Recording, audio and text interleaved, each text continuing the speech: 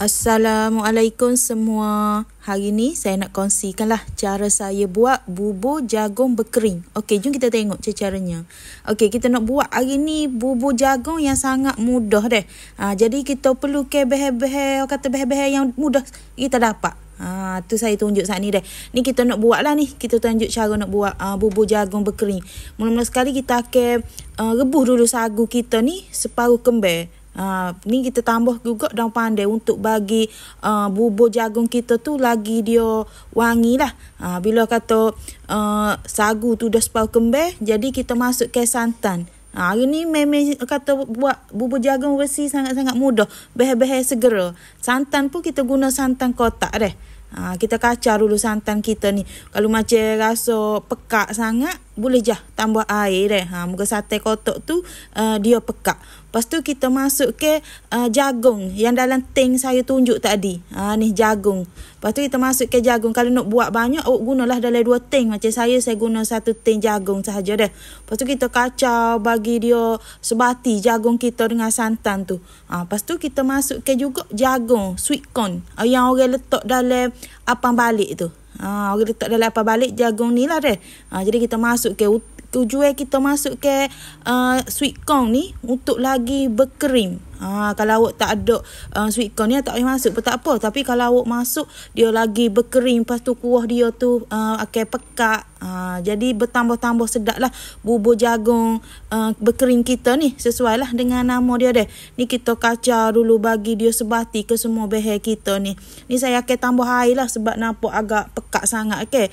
Sebab jagung berkering tadi tu dia pekat. Jadi kita kena letak air sesuai dengan selera kita lah. Kalau jenis nak makan pekat, orang kata cukup dah. Bila kita buat jenis bubur yang ada santan gini, kita kena selalu kacau. Lepas tu api tu kalau boleh jangan guna api yang besar. Sebabnya bila santan kita tu dia berketul, kita akan makan rasa tak sedap lah. Dah. Bubur jagung ni saya tengok ada orang kongsi lah cara nak buat bubur jagung yang mudah. Macam kalau kita nak makan bubur jagung kata waktu-waktu malam ke, boleh buat aja senang. Sebabnya bahan-bahan tu guna bahan yang segera. Tak perlu kita nak pergi beli jagung dulu, bahan nak kupas, nak buat deh. Tak perlu. Lah ni guna yang segera gini pun dah boleh jadi kata bubur jagung yang sedap untuk kita makan deh.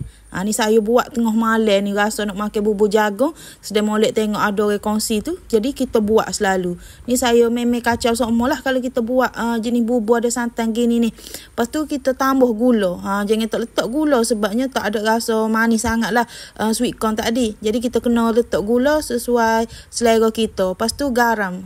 Garam tu biar cukup deh. Biar kita makan ni kita rasa lemuk dia. Kalau kita macam masuk ke garam tu tak cukup, masuk ke sikit sangat, dia tak naik rasa lemuk dia tu.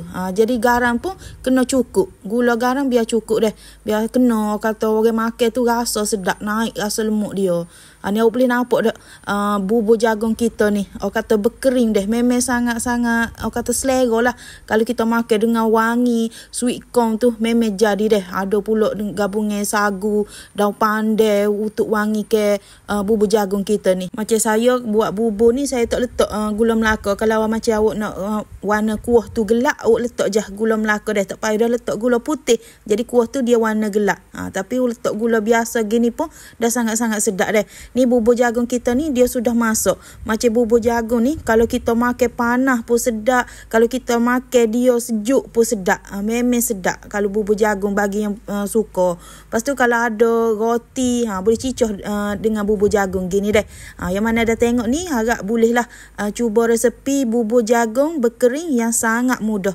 Okeylah, kepada yang dah menonton video saya ni, saya harap jangan lupa subscribe, like, komen dan share video saya. Okey, terima kasih semua.